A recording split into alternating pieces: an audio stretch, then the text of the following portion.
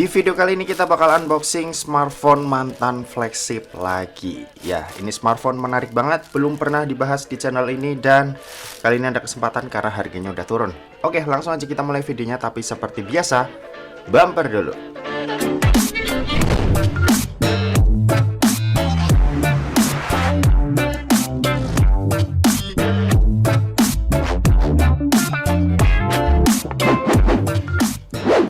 So guys, balik lagi sama kuliah sore. Oke, jadi di depanku kali ini udah ada satu buah smartphone mantan flagship di akhir tahun 2019 smartphone ini rilis dan sekarang harganya tuh cuma 2 jutaan aja.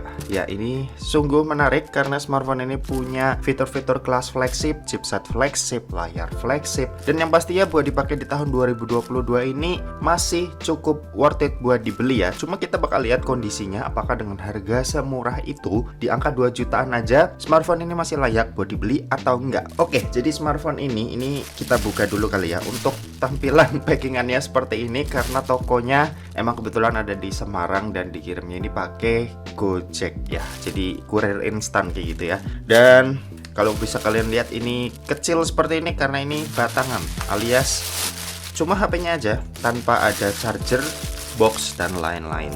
Jadi pastiin kalau misal kalian pengen beli di toko yang sama, kalian harus punya charger lah ya, minimal, karena tokonya nggak nyediain charger.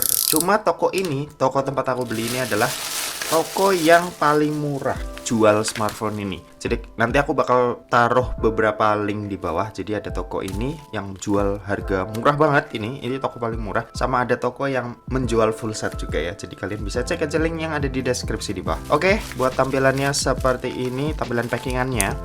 Ini langsung aja kita buka.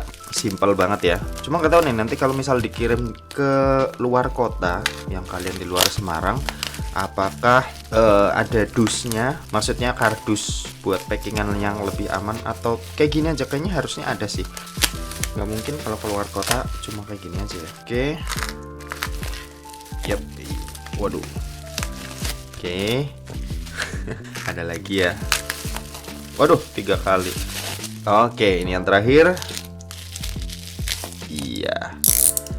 Oke, jadi ini adalah Sony Xperia 5. Waduh, ini ganteng banget asli. Jadi smartphone ini itu aku beli dengan harga, bisa kalian lihat sendiri, ini Rp2.470.000. Ini paling murah di antara toko-toko lainnya yang aku cek di Tokopedia. Jadi kalau toko-toko lainnya jual di angka 2,8, 2,9, toko ini berani jual di angka 2,4, tapi ya cuma batangan kayak gini aja, tanpa charger, tanpa box. Jadi kalian perhitungkan baik-baik. Kalian kalau menurutku sih lebih baik seperti ini ya, kalau kalian beli daripada ada dusnya juga nggak bakalan kepake. Apalagi dusnya kalau toko-toko lain jual itu juga OEM. Terus kalau charger juga chargernya OEM, mending kalian beli charger sendiri yang lebih aman buat dipakai sama kalian kalau misal HP ini bakal kalian pakai sehari-hari. Oke, buat tampilannya seperti ini. Ini bodinya menurutku lebih cakep dari Xperia One, meskipun secara kasta Xperia One ada di atas ya, tapi nggak tahu kenapa ya di pasaran tuh Xperia 5 ini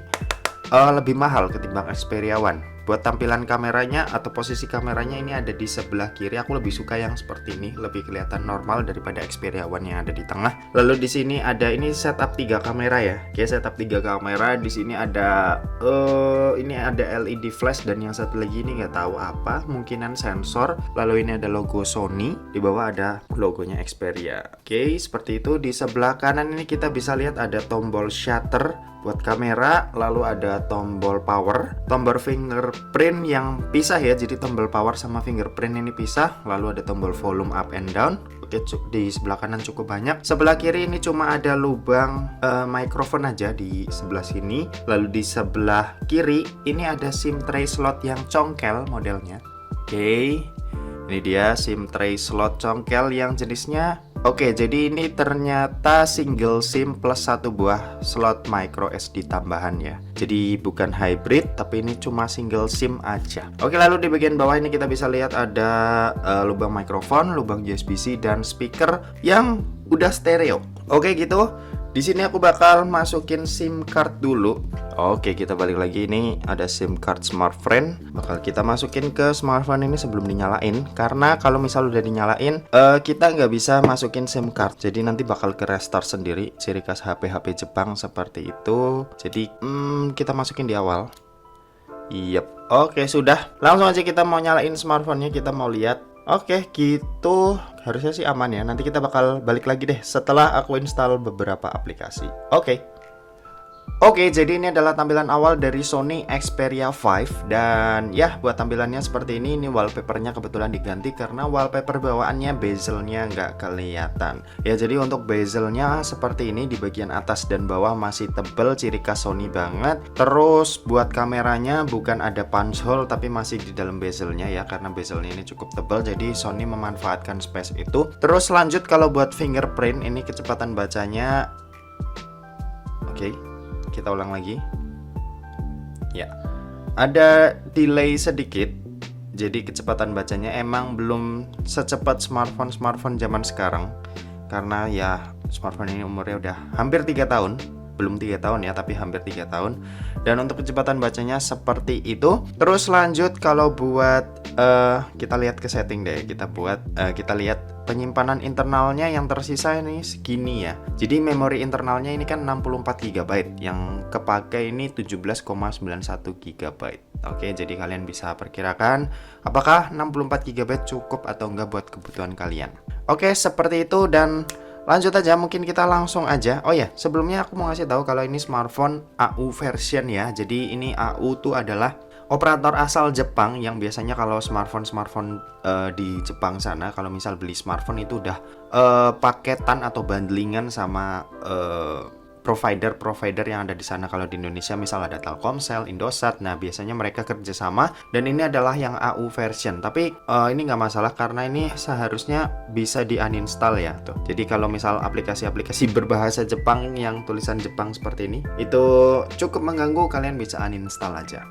Oke, lanjut. Sekarang kita mau bacain spesifikasinya. Kalian bisa simak aja tabel yang ada di sebelah kanan seperti biasa. Jadi si Sony Xperia 5 ini itu dibekali dengan SoC dari Qualcomm, yaitu Snapdragon 855. Jadi Snapdragon 855 ini adalah chipset flagship di tahun 2019, dan performanya buat sampai saat ini menurutku juga masih cukup worth it, apalagi harganya 2 jutaan. Kalau ngelihat harga sih ya, Snapdragon 855 itu di 2 jutaan murah banget. Meskipun ini smartphone second, tapi kalau kita ngelihat chipset aja ini udah bagus banget. Kalau buat fabrikasinya ini 7 nanometer, GPU-nya ini Adreno 640, terus punya memori internal ini 64 GB dan RAM-nya ini 6 GB. Terus kalau buat operating systemnya sendiri ini Android 9, tapi bisa di-upgrade ke Android 11. Jadi udah pasti up to date. Meskipun sekarang yang terbaru ya, paling baru banget itu Android 12, tapi smartphone ini belum dapetin ke sana. Kemungkinan sih mentok aja ya sampai Android 11. Oke, buat tampilan UI-nya Sony seperti ini, khas ya, enak-enak dilihat lah. Ini stok Android, kelihatan simple. Meskipun desainnya ya buat sebagian orang ada yang nggak suka. Oke, lanjut. Kalau buat layarnya, ini layar yang kalian lihat sendiri ini, lihat di depan layar. Ini punya panel, namanya panel OLED. Resolusinya ini Full HD+. Luas layarnya di 6,1 inci. Yap, ini 6,1 inci. Layarnya kecil, terus memanjang. Jadinya dipakai satu tangan cukup nyaman digenggam. Perbandingan dengan 6,1 inci lainnya ya. Coba tunggu sebentar.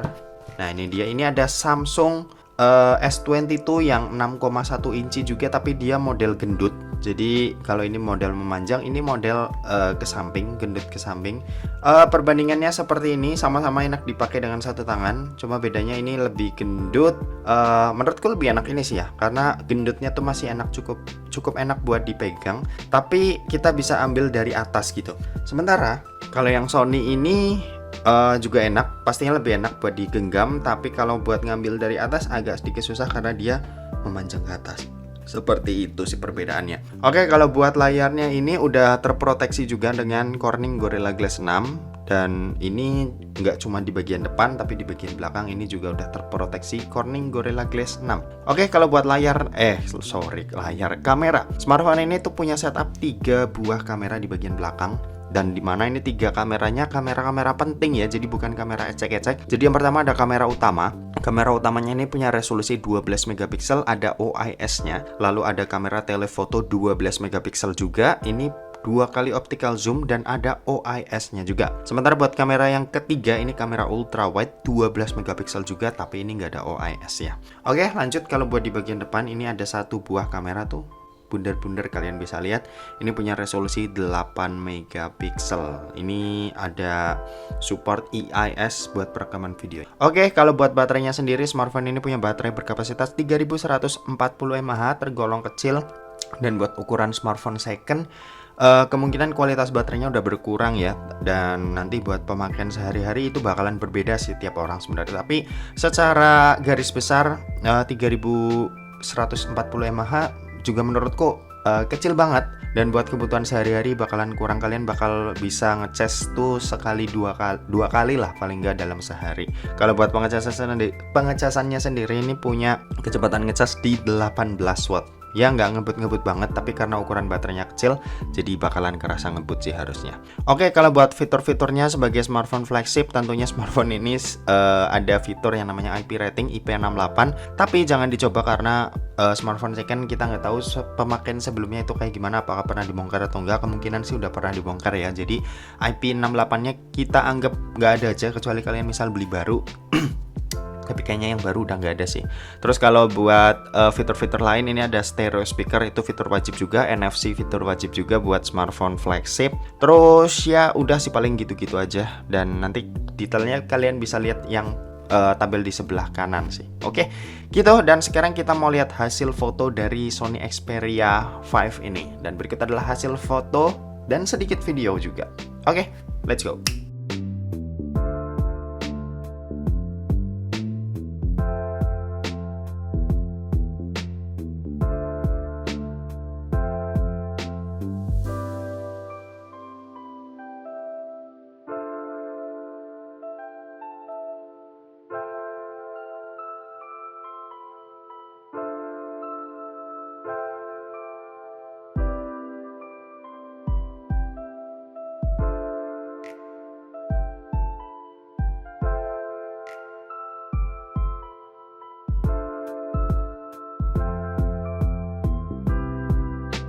Oke, tadi kalian udah lihat hasil foto-foto dan video secara singkat dari Sony Xperia 5. Dan oke, mungkin segitu aja buat video kali ini.